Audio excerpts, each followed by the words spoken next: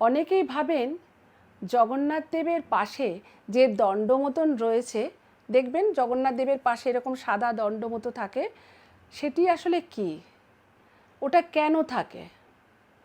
ওটা হলো শ্রী সুদর্শন।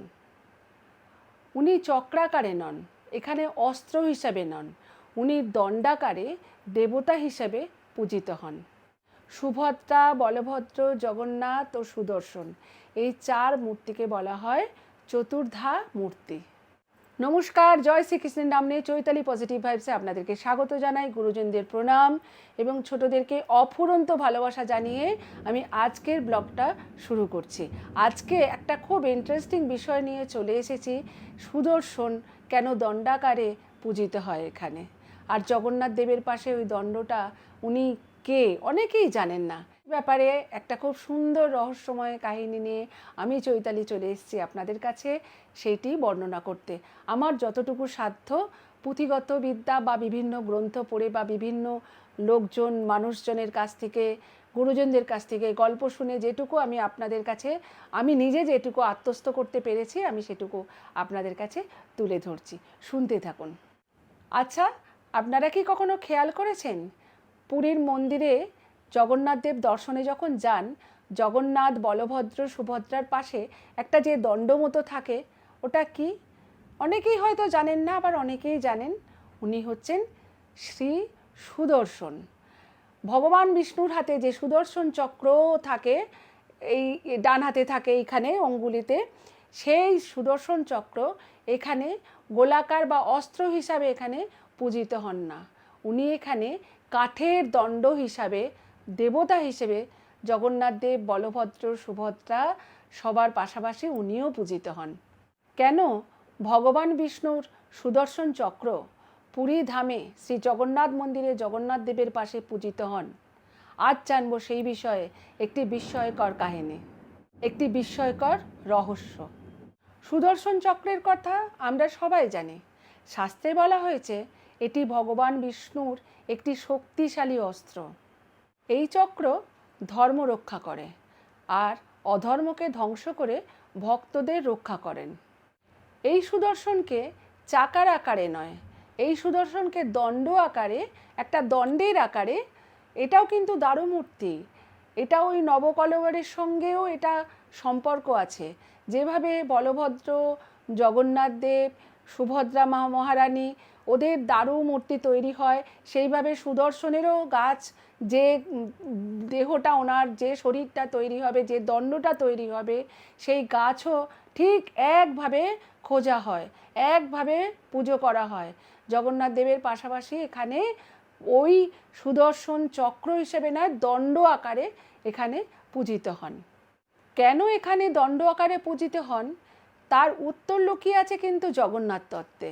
জগন্নাথ দেব কেবল একটি মূর্তি নন, তিনি সমগ্র বিশ্বের প্রতীক। আর জগন্নাথ দেবের পাশাপাশি বলভদ্র হচ্ছে শক্তির প্রতীক, আর সুভদ্রা মহারানী হচ্ছে যোগমায়ার প্রতীক, আর সুদর্শন হলেন ঈশ্বরের কার্যকরী শক্তি, যা সৃষ্টি, সংহার ও পালনের কাজে সর্বদা সক্রিয়। তাই এখানে সুদর্শনকে অস্ত্র হিসেবে নয়, স্বয়ং দেবতা হিসেবেই পূজিত করা হয়। পুরীর অন্যতম আশ্চর্য বিষয়ের মধ্যে নবকলেবর একটি। আগের এপিসোডে আমি নবকলেবর সম্পর্কে বলেছি, আপনারা নিশ্চয়ই শুনেছেন। যদি না দেখে থাকেন, ডেসক্রিপশন বক্সে আমি লিঙ্ক দিয়ে রাখবো, আপনারা নবকলেবর সম্পর্কে শুনে নেবেন, তাহলে জানতে পারবেন তার ডিটেলস। এই নবকলেবর সম্পর্কে মানে জগন্নাথ দেব, বলভদ্র, সুভদ্রা মহারানীর যেভাবে গাছ খুঁজে তাদের দারুমূর্তি তৈরি হয়, সুদর্শনেরও ঠিক একইভাবে তৈরি হয়, একভাবে। মানে প্রত্যেকটা গাছের যেমন প্রত্যেকটা আলাদা বৈশিষ্ট্য থাকবে, সেরকম সুদর্শনেরও আলাদা বৈশিষ্ট্য আছে। একদম সমানভাবে সুদর্শনকেও একইভাবে, সেই পবিত্রভাবে পূজিত করা হয় এখানে। আরও একটি বিস্ময়কর রহস্য আছে। রথযাত্রার দিন সুদর্শনকে প্রথম মন্দির থেকে বার করা হয়। প্রথম দেখবেন সুদর্শনকে বের করা হয়, ওনাকে মন্দিরে যেমন জগন্নাথ দেবের পাশে রয়েছে, কিন্তু রথযাত্রার সময় দেবদলন যে সুভদ্রার যে রথ, সেই রথে ওনাকে স্থাপন করা হয়।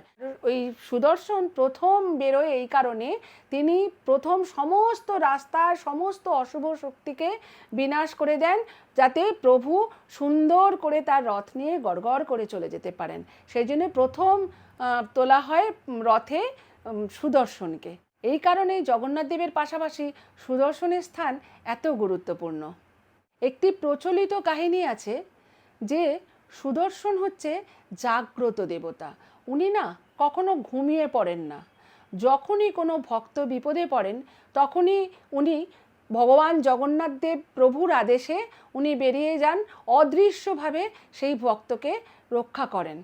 সেই জন্য মানে ভগবান জগন্নাথ দেবের পাশাপাশি সুদর্শন এতই মানে গুরুত্বপূর্ণ। উনিও সক্রিয় দেবতা এবং এই ভক্তদের রক্ষা করেন বলে ওনাকে ভক্তরক্ষক দেবতাও বলা হয়। তাই পরের বার যখন পুরীর মন্দিরে যাবেন, অবশ্যই জগন্নাথ দেবের পাশাপাশি শ্রী সুদর্শনকেও একবার প্রণাম জানাবেন, কারণ তিনি শুধু একটি দণ্ড নন, তিনি ভগবান জগন্নাথ দেবের চিরজাগ্রত শক্তির প্রতীক। আরেকটা রহস্য হচ্ছে যে ভগবান জগন্নাথ দেব তো মানে ইন্দ্রদ্যুম্নকে রূপটা দর্শন দিয়েছিলেন, যে রূপটায় দর্শন দিয়েছিলেন সেটা কিন্তু শক্তি রূপ ছিল। আপনারা যদি এই যে 15 দিন ভগবান জগন্নাথ দেবের জ্বর হয়, স্নানযাত্রার পর 15 দিন যে জ্বর হয়, ওনাকে ওই সময় তো বন্ধ করে রাখা হয়, মানে কারোকে দর্শন উনি দেন না। তো ওই সময় আমরা একবার গিয়েছিলাম পুরীর মন্দিরে ভগবান দর্শনে। তো আমাদের পান্ডা যিনি রবিদা, তিনি বলেছিলেন যে আপনারা তো এমনিতে ভগবান যখন দর্শন মানে সুস্থ থাকেন তখন দর্শন করেন, উনি অসুস্থ হয়েছেন, আপনারা যা দেখতে এসছেন এইটাই মানে ভগবানের অশেষ কৃপা। তা আমি বললাম আমাদের কিছু না, এটা ভগবান জগন্নাথ দেবের অসীম করুণা আমাদের ওপর, তাই আমরা আসতে পেরেছি। তো যাই হোক, আমরা গিয়ে ভগবান জগন্নাথ দেব যেখানে বসানো থাকে সামনে একটা এরকম পর্দা ফেলা থাকে, সেই পর্দাতে যে রূপটা আছে পুরো সেই নৃসিংহদেবের লাল লাল চোখ, এরকম গোঁফ, এরকম পায়ের উপর পা তুলে বসে আছেন, একদম এই একটা রূপ ঝোলানো ছিল সেদিন। আমরা দেখে এসে ভাবলাম এইটা হচ্ছে আমাদের যিনি পান্ডা, তিনি বললেন এটা হচ্ছে যিনি স্বপ্ন দিয়েছিলেন যে রূপটা, সেই রূপটা। কিন্তু ভগবান জগন্নাথ দেব বলেছিলেন যে আমি এই রূপে আসবো না, আমি তোমাকে এই রূপে স্বপ্ন দিচ্ছি মানে এই রূপে আমি আসবো না, এই রূপে তো আমার ভক্তরা আমাকে দেখে ভয় পাবে। ওই জন্যে ভগবান জগন্নাথ দেব তিনি নিজেকেই নিজে সৃষ্টি করেছেন ভক্তি রূপে। তো সেই জন্য আর কি উনি আমাদের ভক্তবৎসল শ্রী জগন্নাথ দেব। আর তার পাশে সুদর্শন হচ্ছে ভগবান শ্রী জগন্নাথ দেবের শক্তিরূপের ভক্তরক্ষক দেবতা। আমার ভিডিওটিতে আওয়াজ হচ্ছে, বাইরে প্রচণ্ড বজ্রপাত হচ্ছে, ওই জন্য তারই সাউন্ডটা এসে যাচ্ছে। যাই হোক, আমরা যে সুদর্শন নিয়ে বলছিলাম, শ্রী সুদর্শনের কাহিনী, রহস্যময় কাহিনী। সুদর্শন তো চক্রের আকারে, ওই চক্রের সুদর্শনের যে চক্র ওটা আছে মন্দিরের একদম উপরে, মানে সুদর্শন তো ভগবানের অঙ্গাঙ্গী একদম, সেই জন্য ওই যে বলা হয় নীল চক্র আকারে ওপরে মন্দিরের ওপরে রয়েছে। ওই জন্য ওই চক্রকে দর্শন করলে ভগবান জগন্নাথ দেবের শ্রী দর্শনও হয়ে যায়। সেই জন্যে আমরা অনেকেই দেখবেন হয়তো গর্ভগৃহে গিয়ে ভগবান জগন্নাথ দেবকে অনেকে দর্শন করেন না, মানে ভিড়ের মধ্যে সময়ের অভাব, অনেকে অফিস যাচ্ছে ঢুকলো, মানে যারা স্থানীয়রা এটা নিয়ে জানেন আর কি, তারা দেখবেন ওই ওপর দিকে নীলচক্রকে এরকমভাবে দর্শন করছে, করে বেরিয়ে যাচ্ছে। এইরকম মানে নীলচক্রকে দর্শন করা মানেই ভগবান জগন্নাথ দেবকে দর্শন করা। ওই জন্য ওই সুদর্শন চক্র ওইখানে নীলচক্র হিসাবে রয়েছে। এই অনেক রহস্য আমি সাধারণ ব্যক্তি, আমাদের মানে বিজ্ঞানীরাও এর তল খুঁজে পায়নি, আর আমরা তো কোন ছাড়। তো এত রহস্যময় মানে মানে ভাবতে গেলে মাথা গুলিয়ে যাবে, এরকম এরকম হতে পারে, কিন্তু হ্যাঁ এটাই ঘটনা। জয় জগন্নাথ। কেমন লাগলো আমার এই কাহিনীটি? ভালো লাগলে অবশ্যই কমেন্ট করে জানাবেন, কারণ আপনাদের প্রত্যেকের কমেন্ট আমার কাছে ভীষণ গুরুত্বপূর্ণ। বা আপনারা যদি জগন্নাথ দেবের আরও কোনো রহস্য সম্পর্কে জানতে চান, আমাকে কমেন্ট করে জানাবেন। আমি তার যথাযোগ্যভাবে সেটি কাহিনী আকারে, গল্পের আকারে আপনাদের কাছে তুলে ধরার চেষ্টা করব। যারা যারা আমার চ্যানেলটি সাবস্ক্রাইব করনি, তারা দয়া করে আমার চ্যানেলটি সাবস্ক্রাইব করে আমার সাথে থেকো, আর পাশে দেওয়া বেল আইকনটা অবশ্যই ক্লিক করে দিও, যাতে যখনই কোনো ভিডিও আপলোড করব সবার আগে নোটিফিকেশান পৌঁছে যাবে তোমাদের কাছে। আবার দেখা হবে পরবর্তী এপিসোডে। জগন্নাথ দেবের শ্রী জগন্নাথ মন্দিরে অনেক রহস্য, তার আবার একটি রহস্য নিয়ে আমি হাজির হব, যমশিলা নিয়ে। আপনারা শুনতে থাকবেন, ভীষণ ইন্টারেস্টিং আর ভীষণ ভালো লাগবে। অনেকেই আমরা মন্দিরে যাই, অনেকেই আমরা এই ছোট ছোট জিনিসগুলো জানি না। সেটি জানতে আপনারা আমার সঙ্গে থাকবেন। আমি আসবো সেই গল্প নিয়ে, যমশিলা নিয়ে পরের এপিসোডে। ততদিনে আপনারা ভালো থাকবেন, সাবধানে থাকবেন, আর ভগবান জগন্নাথ দেবের কৃপায় আপনারা সুস্থ থাকবেন। আর সঙ্গে রাখবেন চৈতালি পজিটিভ ভাইবসকে। জয় জগন্নাথ, জয় বলভদ্র, জয় সুভদ্রা, জয় শ্রী সুদর্শন।